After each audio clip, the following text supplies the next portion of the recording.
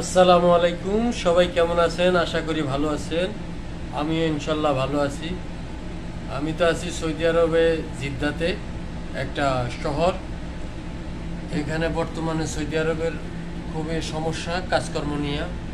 যারা চলে আসেন হুট করে, তারা হুট করে আসবেন না, কাজকর্মের সিদ্ধান্ত নিয়ে তারপরে সৌদি আরবে আসবেন। সৌদি আরবের অবস্থা বেশি ভালো না। আমার বেতন ছিল বাংলা 70-80 হাজার টাকা। এখন আমি অল্প বেতনের চাকরি করতেছি, মাত্র 45,000 টাকা। এই হলো অবস্থা আর কি। আমি পুরান, আজকে 7 থেকে 8 বছর হয়ে গেছে। এখন কাজকর্ম পাইতেছি না। এখন পুনরায় আবার অল্প বেতনে কয়দিন কাজ করে চলে আসব। আমার থাকার ইচ্ছা নাই। আমি আর 2-3 মাস থাকবো, তারপরে আমি চলে আসবো একবারই। আমি দেশে ভালো ছিলাম। এই অবস্থাতে সৌদি আরব কেউ আসবেন না, বর্তমানে প্রচুর লোক। সবাইকে সতর্ক করে দিতেছি, যদি ভালো লাগে, যদি কাজ থাকে, আত্মীয় স্বজন যদি থাকে, তাহলে আসবেন। আশা করি কোনো সমস্যা নাই। আপনার বাপ যদি থাকে, আপনার বাপের দোকানে বসবেন।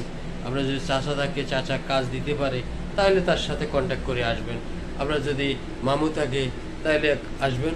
উনি মামু কাজ দিবে, কারেন্টের কাজ দিবে, বিভিন্ন রকমের ফ্যাক্টরিতে কাজ দিবে, তাইলে আপনি করতে পারবেন এবং থাকবেন। বিদেশে আসবেন, আমি বলি না যে আপনি আসবেন না, আসবেন। আপনার যদি রিজিক থাকে, তাইলে আপনি সৌদি আরবে এসে কামাই করতে পারবেন। আমার যতদিন রিজিক আছে ততদিন আমিও থাকতেছি ইনশাল্লাহ। তবে সৌদি আরবের অবস্থা খুবই খারাপ, খুবই খারাপ। এই জন্য বলছি রে ভাই, সময় থাকতে সময়ের মূল্য দেন।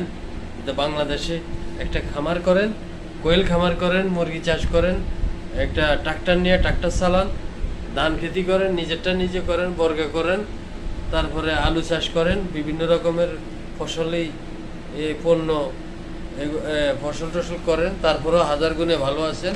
দেশের থেকে দেশে কাজ করেন, দেশে প্রতিষ্ঠিত হন। সৌদি আরব প্রতিষ্ঠিত হওয়া খুবই কঠিন, খুবই শোচনীয়। এই আর কি। তো ভালো থাকেন, সুস্থ থাকেন। আরেকটা নতুন ভিডিও নিয়ে আসব আমি, সেই প্রত্যাশায় ভালো থাকেন। আল্লাহ হাফেজ।